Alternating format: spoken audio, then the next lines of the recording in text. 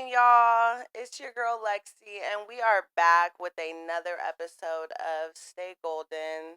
As always, you guys, love and light. I hope this last couple days for you guys has been great.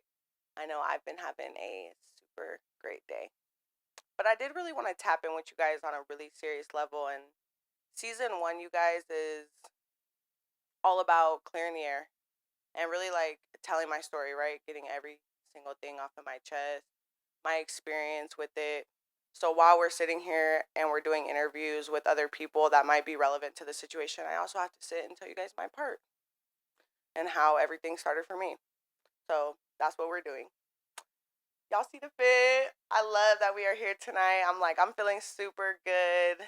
I feel like all my supporters is like right here watching me, like all of y'all. I love y'all so much. The support it goes super far, like I love that. That's really been like super encouraging for me. So with that, I just want to jump right into things. Um, y'all, I took off in social media world, which is crazy as fuck, right? Because I used to live like such a crazy ass lifestyle when I was like a kid. Like, first off, I'm a kid that comes from my grandmother raising me. So if you are somebody that their grandma raised them, you know what I mean. Like my grandma like shook down super hard on me. Like not for her being like strict or nothing like that or trying to be mean, I guess, but she was really, really strict on me. So I like rebelled really, really hard in my teenage years. And when I rebelled super hard in my teenage years, that affected a lot in my life because I'll never forget, you guys. And I'm gonna give y'all the real on this. And I was in 7th grade, and I was going to school in Arizona, in El Mirage, Arizona. And I had took something from my dad at the time, you guys, and I had overdosed at school. And I'm not gonna say like I necessarily had a problem or like I was using pills or anything like that. I was just like going through so much of my life, and I was young, and just like you do things to just, just to kind of escape reality, and just like you're dealing with a lot. You don't know what you're doing. You're young. And with that being said, I was in a rehab facility for 30 days because they had me on like suicide watch because I had took these pills when I was underage. And that was like the first start of like everything that really popped off in my life.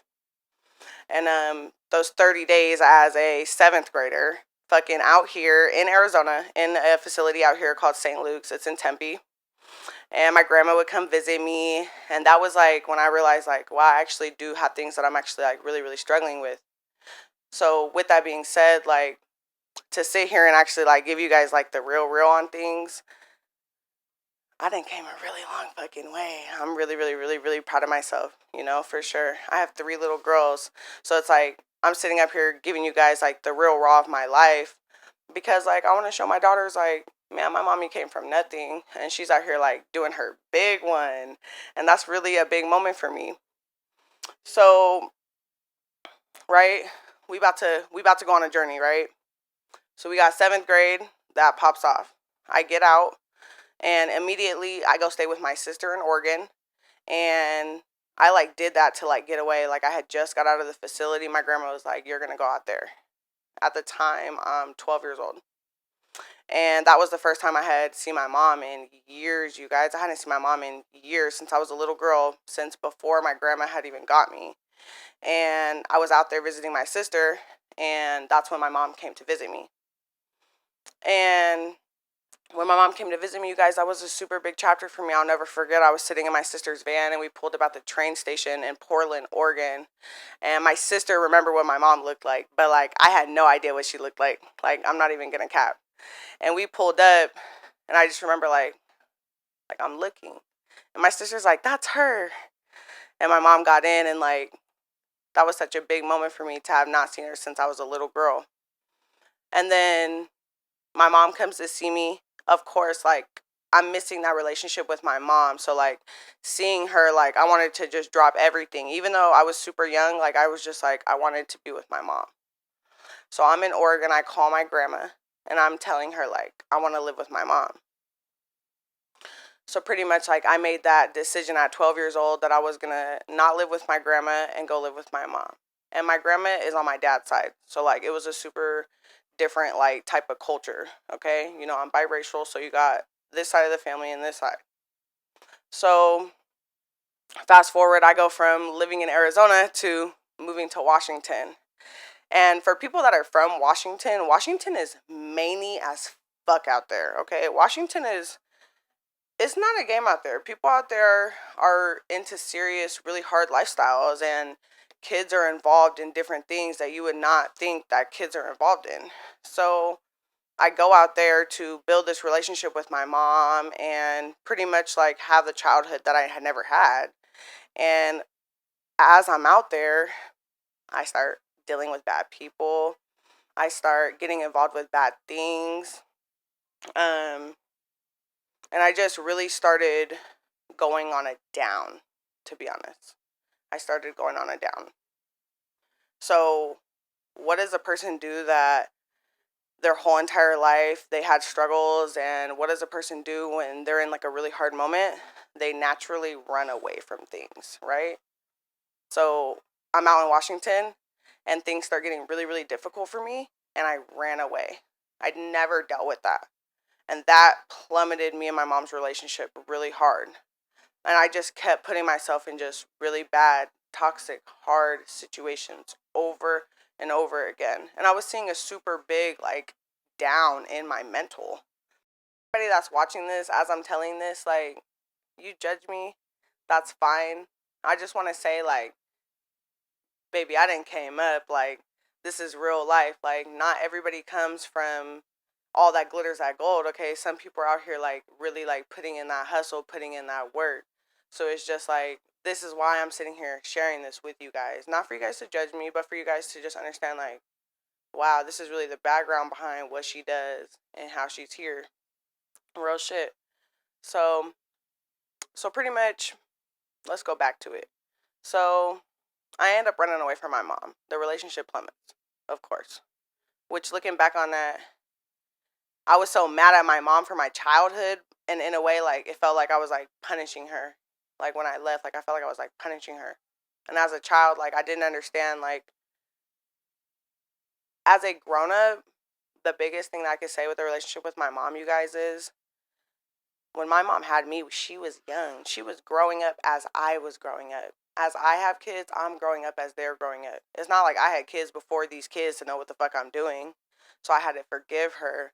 And she had to forgive a lot of the fucking shit that I did in my childhood that I had gave back to her as, you know, a source of punishment, which wasn't right. So it's just like, it took a lot of forgiveness to even get to our relationship that we have now. And we have a dope ass relationship now. I would say it's really came a really long way. So I leave Washington, y'all, and I call my brother. Okay, my brother, I love my brother, my oldest brother, and I'm like, look, I'm getting into trouble in Washington, so I'm finna book. And at the time, like, I was like saving up allowance for my mom, okay, and I was in a bad lifestyle, so you know I was getting money different ways, but we ain't gonna talk about all that. But I had money on me, so I call my brother and I'm like, look, things are getting bad out here. And my brother's like, well, just come out here, Cicely. I'm like, well, say less, Brody. So, and I'm a kid, but I'm thinking I'm grown, y'all. I'm thinking I'm hot shit, period. Like, I'm really thinking I'm out here, like, doing my big one. So, pretty much what I do is I hop on a train from Seattle to Portland, Oregon. It's a 3-hour train ride.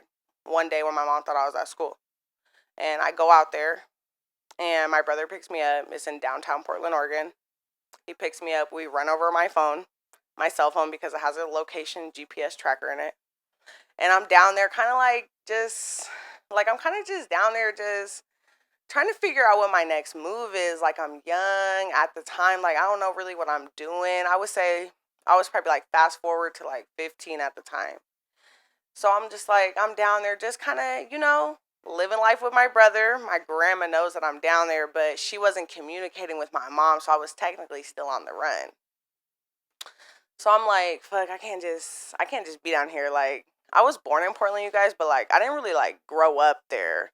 Maybe as a childhood, but not necessarily like in my younger life, my adolescent, my teenage. Like, I just didn't. So So pretty much I call my grandma. My grandma's mad at me. She's like, what are you doing? You need to figure out what you're doing. Like, you have a literal report on you as a missing child. Like, you need to figure out if you're going to go back to your mom's or if you would like to come down here back with me to Arizona. And at the time, you guys, like, I had did so much. Like, I was a literal runaway. So it's like, I didn't want to deal with my mom at all. So I just went with my grandma. And when I went with my grandma, you guys, it was like a little bit of a breath of fresh air because I wasn't on the run anymore. My mom knew eventually that I was at my grandma's. And I kind of started to settle down because my grandma was really strict and I had already rebelled hella, right? So then a bitch gets pregnant. Yes, y'all. You guys know I have 3 daughters. My oldest is almost 10 years old. So imagine, I got pregnant. I was 16 turning 17 years old. And I had a little baby girl. And my life just changed so much. That was like that pivotal ass moment in my life, you guys, where literally I went from a little girl to a woman overnight. That's how it felt. Like, I had this baby, I had this big responsibility. And overnight, like, it was a change of perspective immediately. And I got on my big girl one ever since then. Now I'm about to be 28 years old, you guys. I'm sitting here doing a podcast with you guys. I had that baby at 17 years old. Like, we done really came up. Me and my babies have literally grew up together. I have changed the environment so much for them to have such a positive atmosphere. And my daughters don't know half of the stuff that I've really been through. Like, you know, things here and there. And eventually they will know everything. But, like, I'm hella proud of myself. Because no matter what has went on, whether it was something that I did or situations that, you know, maybe the cards were just dealt super bad to me, I still kind of like pushed through and maneuvered.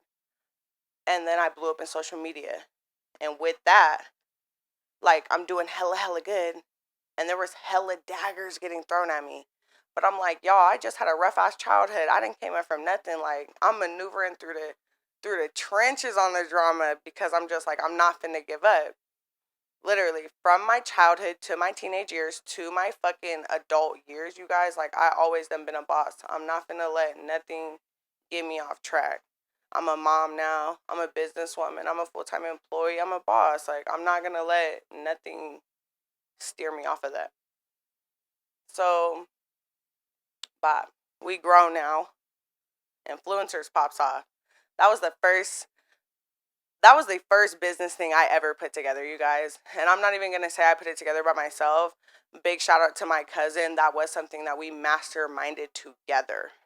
And she didn't really like pick it up like fully. She did do some shoots. She loves it. She will always speak highly of it.